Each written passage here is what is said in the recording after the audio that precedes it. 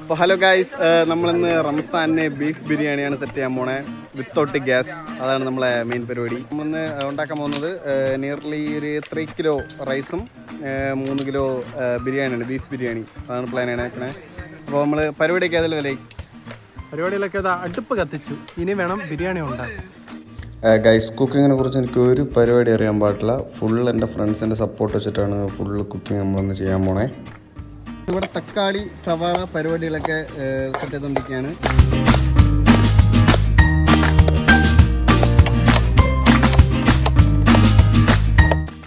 Guys, ഇപ്പോൾ അടുപ്പിൽ വെള്ളം വെച്ചിട്ടുണ്ട്. പിന്നെ നമ്മൾ അതിന് വേണ്ടിയിട്ടുള്ള സ്പൈസസും കാര്യങ്ങളും അങ്ങനത്തെ കുറേ ഐറ്റംസൊക്കെ വെള്ളത്തിലോട്ട് ഇടാൻ പോവുകയാണ്. ഇത് ഏത് സ്റ്റൈൽ ബിരിയാണി എന്ന് പറയാൻ പാടില്ല. സുമാരി യൂട്യൂബ് കണ്ടുപിടിച്ചിട്ടാണ് ഫ്രണ്ട്സ് ഈ കണക്ക് ഏതൊക്കെ ഒരു ടൈപ്പ് ബിരിയാണിയൊക്കെ സെറ്റ് ചെയ്യാൻ പോണേ. എന്തായാലും നമുക്ക് നോക്കാം.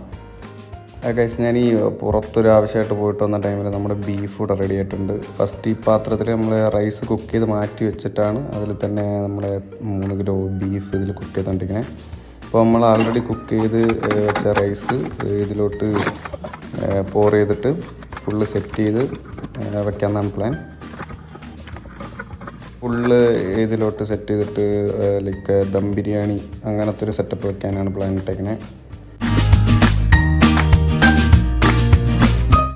അതിൻ്റെ ടോപ്പിൽ പിന്നെ ഗാർണിഷ് ചെയ്യാൻ വേണ്ടിയിട്ട് കുറച്ച് ഐറ്റംസ്, പിന്നെ കുറച്ച് നെയ്യൊക്കെ ഒഴിച്ചിട്ട് നമ്മൾ ദമ്മിട്ട് വെക്കാൻ പോകണം ഗൈസ്.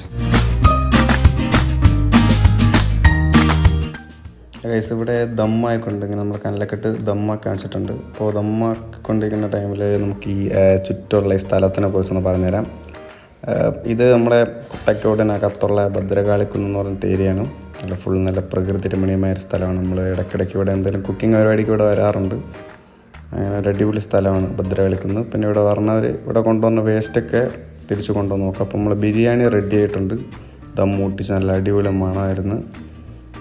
പുള്ളിയാണ് മെയിൻ ഷെഫ്. പുള്ളി അതിൻ്റെ കുക്കിംഗ് പരിപാടി എങ്ങനെ ആയിട്ടുണ്ടെന്ന് നോക്കിക്കൊണ്ടിരിക്കുകയാണ് ഗൈസ്. അപ്പോൾ ഇനി ഫുള്ള് ബിരിയാണിയും റൈസും ഈ ബീഫൊക്കെ ഒന്ന് മിക്സ് ചെയ്തിട്ട് പോർ ചെയ്ത് കഴിക്കാം. നമ്മളൊരു 15 പേർക്കാണ് പ്ലാൻ ചെയ്തത്.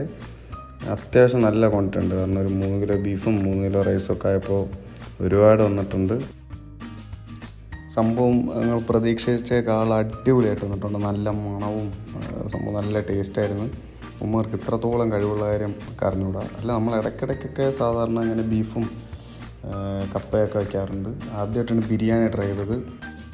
നമ്മൾ പ്രതീക്ഷിച്ചേക്കാളും അടിപൊളിയായിട്ട് വന്നിട്ടുണ്ട് ഈ ബിരിയാണി. നമ്മൾ കുഴഞ്ഞു പോകുന്നൊക്കെ വിചാരിച്ചു. എങ്കിലും ഫസ്റ്റ് ടൈമിൽ തന്നെ ഇത്രയും നൈസായിട്ട് ബിരിയാണി സെറ്റായിട്ടുണ്ട്.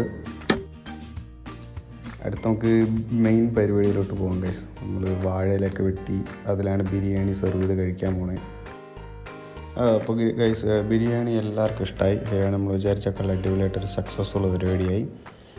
ഇനി ബാക്കി ഒരുപാട് ബിരിയാണി ബാക്കിയൊന്നും നമ്മളതൊക്കെ പാക്ക് ചെയ്ത് വീട്ടിലോട്ടൊക്കെ കൊണ്ടുപോയിട്ടുണ്ട്. അപ്പോൾ ഇതേപോലെ നെക്സ്റ്റ് അടിപൊളി കുക്കിങ്ങും നടൻ ഫ്രണ്ട്ഷിപ്പ് വ്ളോഗ് കൈൻഡ് വീഡിയോസിന് വേണ്ടിയിട്ട് നമ്മളെ ചാനൽ സബ്സ്ക്രൈബ് ചെയ്യുക, ലൈക്ക് ചെയ്യുക, വീഡിയോ ഒന്ന് ലൈക്ക് ചെയ്യുക, പിന്നെ നിങ്ങളുടെ അഭിപ്രായങ്ങളൊന്ന് കമൻറ്റ് ചെയ്യുക. അപ്പോൾ ഇതേപോലത്തെ ലൈക്കും കമൻറ്റിങ് അങ്ങനത്തെ കാര്യങ്ങൾ ചെയ്യുമ്പോൾ it will motivate me to do more videos. അപ്പോൾ അടുത്ത വീഡിയോയിൽ കാണാം. Bye guys.